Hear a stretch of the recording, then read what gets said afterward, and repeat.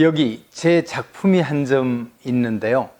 인공지능 기술이 탑재된 컴퓨터가 이 작품을 분석하면 어떤 답이 나올까요?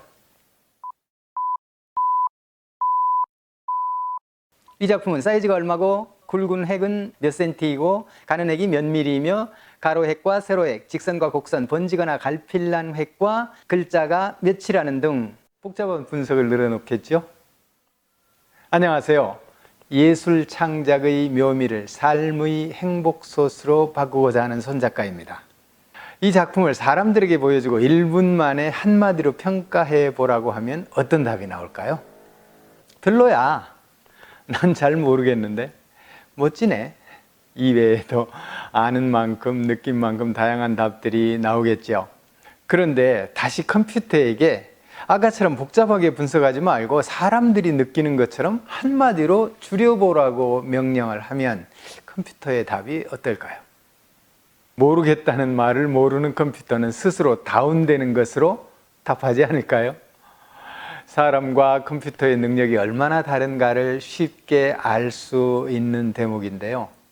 우리는 지금 비대면 시대를 서둘러 몰고 온 코로나19로 인해 컴퓨터와 가까워질 수밖에 없는 상황에 있습니다. 저와 같은 60대는 이미 활용하는 중에도 컴퓨터를 겁내는 경우가 들어있는 것 같은데요. 저는 겁낼 필요가 별로 없다고 생각합니다. 농담으로 하는 말이지만 위험하다 싶으면 전원을 끄면 되니까요. 저는 지금 컴퓨터의 도움을 받아 유튜브 영상을 만들어 업로드하고 또 다가올 메타버스 신기술 세계를 활용할 계획에 부풀어 있는데요. 그래서 디지털 세계의 확장성에 관해 한편으로는 놀라면서도 다른 한편으로는 고마운 생각을 많이 합니다. 우리는 지금 손안에 스마트폰이라는 성능 좋은 컴퓨터를 날마다 쥐고 살죠. 갈수록 컴퓨터를 부려야 할 상황이 더 크고 넓어질 것이고요.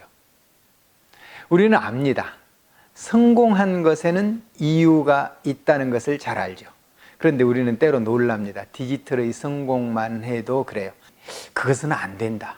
그것이 이루어질까 하고 설마 하는 것들이 있습니다. 그건 내가 알 바 아니라고 외면하기도 하죠. 그러나 보란 듯이 놀라운 일들이 날마다 일어나고 또 성공하며 그로 인해 시대는 변화합니다. 세상엔 성공보다 실패가 더 많습니다. 그런데 이거 아세요? 긍정적으로 말하는 사람보다 부정적이고 비관적으로 말하는 사람이 더 똑똑해 보인다고 해요. 왜 그럴까요? 실패 숫자가 성공 숫자보다 더 많으니까요. 실패 확률을 예측한 사람 말이 현실에서 더 맞으니까요. 그래서 부정적이고 실패를 강조한 사람이 더 똑똑한 사람이 되곤 한답니다. 그런데 저는 현실이 실패투성입니다. 늘 말씀드렸듯이 작품을 단번에 완성한 적이 없어요. 오랫동안 공부하고 고전을 참고하며 준비한 다음 조심스럽게 창작에 돌입해도 단번에 작품을 완성하기란 매우 어려워요. 그런데 늘 제게 남는 것은 뭐죠? 완성한 작품입니다. 실패를 거듭해도 완성을 향해 계속해서 나아가면 결과적으로 남는 것은 실패가 아니라 늘 성공이니까요. 이게 저의 잦은 체험입니다. 그러므로 삶을 창작이라 여기는 분이라면 모두 성공한 결과를 많이 가지고 계실 것입니다. 우리의 오늘은 분명 성공입니다. 오늘은 어제 죽어가니가 그토록 그리워하던 오늘이잖아요. 때로 세상사를 부정적으로 말하고 똑똑한 척 했으며 또 실패를 거듭했다 하더라도 그것은 다 괜찮아요. 바로 그것은 오늘의 밑거름이었으니까요. 어떤 형태로든 나름의 성공이었고요. 고개를 끄덕여야 할 것이 또 있습니다. 멋지게 인생을 바꾼 사람들의 행동이죠. 부정적인 똑똑함을 물리치고 가능성에 무게를 두고 묵묵히 행동한 사람들의 성공 말입니다. 제가 새롭게 출발합니다. 저는 그간 산나루TV라는 채널에 제 생각과 행동한 결실을 쌓으며 여러분과 소통했는데요. 바로 이 영상부터는 이 채널로 만납니다. 이유가 몇 가지 있는데요. 이건 차츰 업로드하는 영상에서 밝힐 것이고요. 아프이 이야기를 다시 이어가겠습니다. 긍정. 여러분, 긍정이란 단어만 들어도 기분 좋죠? 그런데 이 긍정이 부정보다 더 잘 안 먹힙니다. 그래서 이와 관련한 연구가 끊임없이 지속되는데요. 그 연구 중심에 메타인지가 있습니다. 서예가가 AR, VR 운운하며 메타버스를 이야기하더니 이제 또 메타인지를 이야기하느냐 하시겠는데요. 메타인지는 분명 예술가가 작품을 구상하고 표현하는 과정에서 소홀히 해서는 안 될 하나의 품격입니다. 예술은 빵과 다르지만 우리에게 꼭 필요한 문화 양식이니까요. 그래서 제 채널이 조회수나 인기에 영합하기 위해 품격을 잃는다면 바로 지적해 주시기 바랍니다. 메타인지는 용어가 다소 생소할 수 있는데요. 우리 모두가 알면 좋을 인간 심리의 한 요소임에 분명합니다. 바로 우리의 생각에 대한 생각이 메타인지니까요. 메타인지를 전문적으로 풀어내려면 참 복잡하더라고요. 제 식으로 그냥 쉽게 풀어볼게요. 우리의 일상에는 많은 문제들이 생기잖아요.